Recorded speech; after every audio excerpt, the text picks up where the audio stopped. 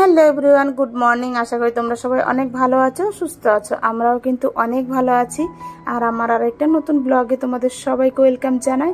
I hope আজকের ভিডিওটা তোমাদের সবার ভালো লাগবে, তাই সবাইকে অনুরোধ করছি আমার পুরো ভিডিওটা দেখার। আর এখন বাজে সকাল 8টা, তো আমি কিন্তু সকাল 8টা থেকেই ব্লগটা শুরু করছি। আর উঠেছি কিন্তু অনেক সকালে, তো তোমরা ভেবো না যে 8টার সময় ঘুম থেকে উঠলাম। আজকে সকালবেলা ঘুম থেকে উঠে তাড়াতাড়ি কাজকর্ম সেরে স্নান করে পুজো দিয়ে ঠাকুরঘর থেকে ব্লগটা শুরু করলাম আমি। আর এত গরম পড়েছে সকালবেলা, সত্যি আর ভালো লাগছে না, মানে যেন কবে একটু বৃষ্টি হবে তাহলে একটু শান্তি। সত্যি যেদিন বৃষ্টি হয় সেদিন একটু ঠান্ডা পড়ে, আবার যেইকে সেই আগের মতোই গরম পড়ে যায়। তো বর্ষাকাল যতদিন না আসবে ততদিন কিন্তু এমনই আমাদের কষ্ট করতে হবে গরমে। তো যাই হোক, সকালবেলা স্নান টান করে পুজো দিয়ে আমি 1 কাপ চা করে খেয়ে নিলাম। ওদিকে তোমার দাদা ভাইকেও দিয়েছি, আর সঙ্গে একটা বোন রুটি নিয়ে নিলাম। সকালবেলার ব্রেকফাস্ট তো হয়েই গেল চা আর রুটি দিয়ে। তারপরে কিন্তু ভাতটা বসিয়ে দিলাম। আর সোনামা এখনো ঘুম থেকে ওঠেনি, ওকে উঠলেই ভাত খাওয়াবো, তাই তাড়াতাড়ি ভাতটা বসিয়ে দিলাম। আর তোমাদের দাদা ভাই কিন্তু আজকে অনেক সকাল সকাল বাজার নিয়ে এসছে, কারণ এত গরম পড়েছে না, দুপুরবেলার দিকে দেখবো রান্না করতে কিন্তু একদমই ভালো লাগে না। তাই বলেছি আজকে একটু সকাল সকাল বাজারটা নিয়ে এসো, তাড়াতাড়ি রান্নাটা করে ফেলবো। তো এখন আমি বিছানা তুলতে এলাম, কারণ সোনামা তো অনেক দেরিতে উঠলো ঘুম থেকে, তার জন্য এখন বিছানা তুলতে এলাম।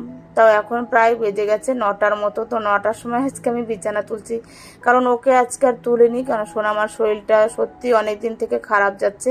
তো ভাবলাম থাক, আজকে আর তুলবো না, ও একটু ঘুমুক। তো এদিকে দেখো তোমাদের দাদা ভাই এসে দাঁড়িয়ে আছে, আয়নায় দেখা যাচ্ছে।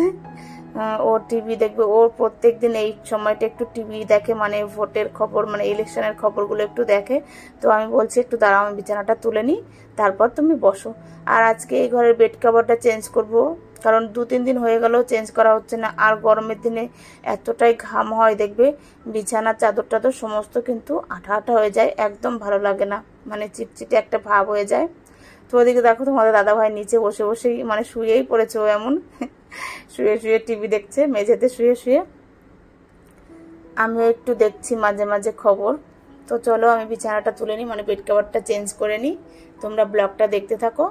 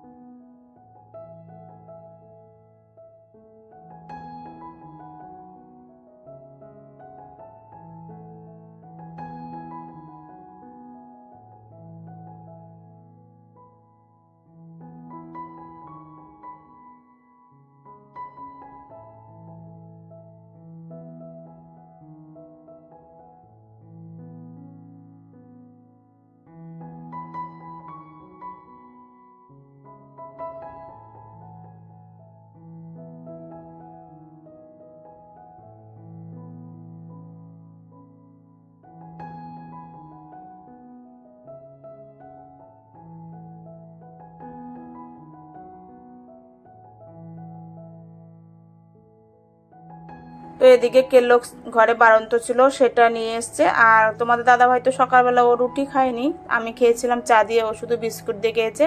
তাই তোমাদের দাদা ভাইকে একটুখানি কলা, খেজুর আর কেলগস দিয়ে দুধ দিয়ে দেবো, ও সকালবেলা ব্রেকফাস্টটা হয়ে যাবে। আর সোনামাকে ভাত খাওয়াবো, ছেলেও কেলগস খেয়ে নেবে। আর আমার তো রুটি খাওয়া হয়ে গেছে, আমি আর কিছু খাবো না। আর এখন তাহলে রান্না বান্নার জোগাড়টা করে ফেলি। আর দেখো তোমার দাদা ভাই আবার টিভিতে গান চালিয়ে ও নাচ শুরু করে দিয়েছে, মানে যখন যেটা খুশি তখন সেটা করে। তো এদিকে আমার ভাতটাও হয়ে গেছে, ভাতটাও নামিয়ে নিই। আর আজকে অনেক সবজি নিয়ে এসছে, তো সেগুলোকে আমাকে গোছাতে হবে, প্রায় 1 সপ্তাহের বেশি মনে হয় হয়ে যাবে আমার যা সবজি এনেছে আজকে। সব কিছু আমি প্যাকেট করে করে ফ্রিজে রেখে দেবো, তাহলে কিন্তু যেমন সবজি তেমনই থাকবে।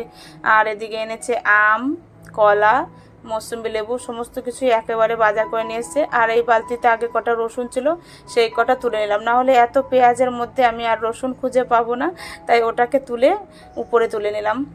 আর রসুনটাও আনতে হবে, রসুনটা আনতে হয়তো ভুলে গেছে। আর আজকে করব মাছ আর পাট শাক, তো পাট শাকটা আলাদা রেখে দিই, এটাকে আজকে রান্না করব। আর যা যা সবজি আছে সমস্ত কিছুই আমি আলাদা প্যাকেট করে একেবারে ফ্রিজে রেখে দেবো। তো চলো তোমরা ব্লগটা দেখতে থাকো।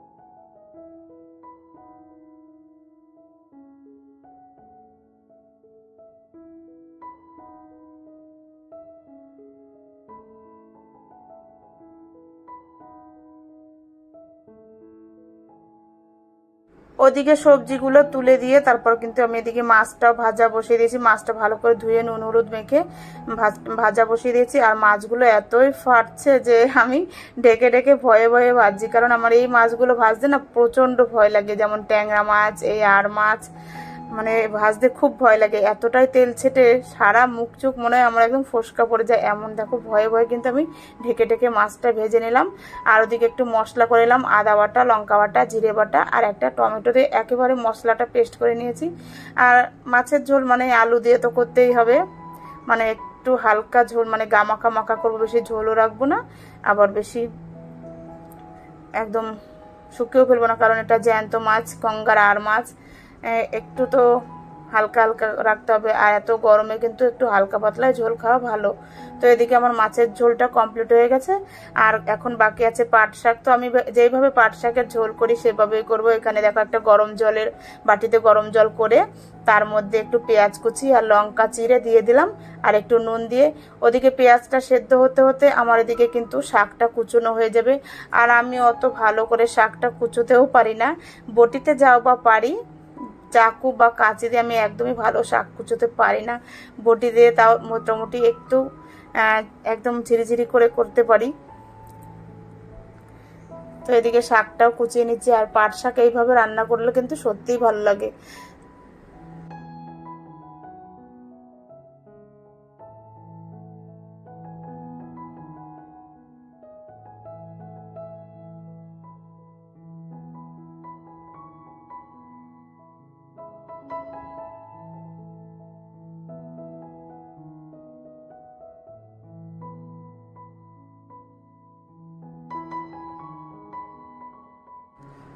তো শাকটা কুচিয়ে এর দিকে যে পেঁয়াজটা সেদ্ধ করতে দিয়েছিলাম, পেঁয়াজটা সেদ্ধ হয়ে গেছে। আর মধ্যে এখন কুচুনো পাট শাকগুলোও দিয়ে দেবো। এবার শাকটাকেও আরেকটু সেদ্ধ করে নেব।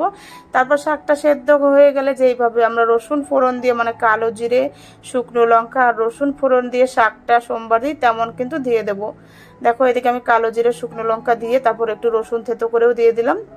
আর যে কোনো শাকে দেখবে রসুন না দিলে কিন্তু একদমই ভালো লাগে না। এইভাবে যদি মাছের ডিম দিয়েও পাট শাকটা করা যায় না, তাহলে কিন্তু সত্যি খুব ভালো লাগে। কিন্তু আজকে মাছের ডিম টিম কোনো কিছু আনেনি, তো এমনিই করে ফেললাম আজকে আমি পাট শাকটা। তো রান্না বান্না আমার কমপ্লিট হয়ে গেল। তারপর এখন বাসন কোসনগুলো মেজে গ্যাস ট্যাস মুছে পরিষ্কার করে নেব। আর রান্নার পরে কিন্তু আমাদের অনেক কাজ থাকে, রান্নাঘরটা গুছোতেও প্রায় অনেকটা সময় লেগে যায়। এই কাজগুলো কিন্তু মেন। রান্না করতে কিন্তু মানে খেতে কিন্তু বেশিক্ষণ সময় লাগে না, কিন্তু রান্না করা, রান্নার পর যে এইভাবে রান্নাঘরটা সুন্দরভাবে আবার আগের মতো গুছিয়ে রাখা, এটা কিন্তু অনেক সময় কেটে যায় এতে। তো এটা অনেকটা ধৈর্যের ব্যাপার। অনেকে কিন্তু গ্যাস ট্যাসও ঠিকভাবে মোছার ধৈর্য থাকে না রান্নার পরে। আর এত গরম পড়েছে দেখবে কোনো কিছুই কিন্তু ভালো লাগছে না। তো বাসন টাসন মেজে তারপরে আমি গ্যাস ট্যাস মুছে পরিষ্কার করে নেব। তারপর আবার সোনামাকে খাওয়াতে হবে।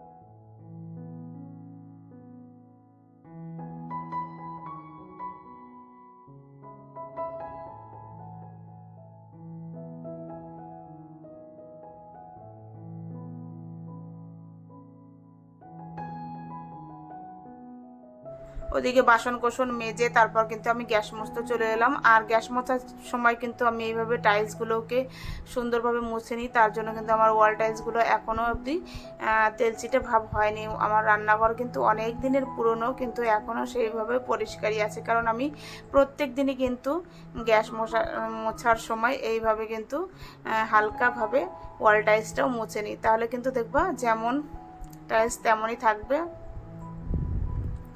আর রান্নাঘরে যেহেতু সাদা টাইলস, একটু তো যত্ন রাখতেই হবে, কিন্তু আমার চিমনিটা একটু পরিষ্কার করতে হবে। তো রান্নাঘরটা দেখো গোছানোর পরে কেমন লাগছে তোমাদের একটু দেখিয়ে দিলাম। রান্নাঘরটাও পরিষ্কার। এদিকে দুপুরবেলার দেখো কি কি মেনু আছে, মাছের ঝোল, পাট শাক আর চাটনি। আর তারপরে একেবারে সন্ধ্যাবেলা এলাম। তো বন্ধুরা, আমার ভিডিওটা তোমাদের কেমন লাগলো অবশ্যই একটু লাইক কমেন্ট করে বলবে। আবার দেখা হবে নতুন কোনো ভিডিও নিয়ে। আজকের মতো টাটা।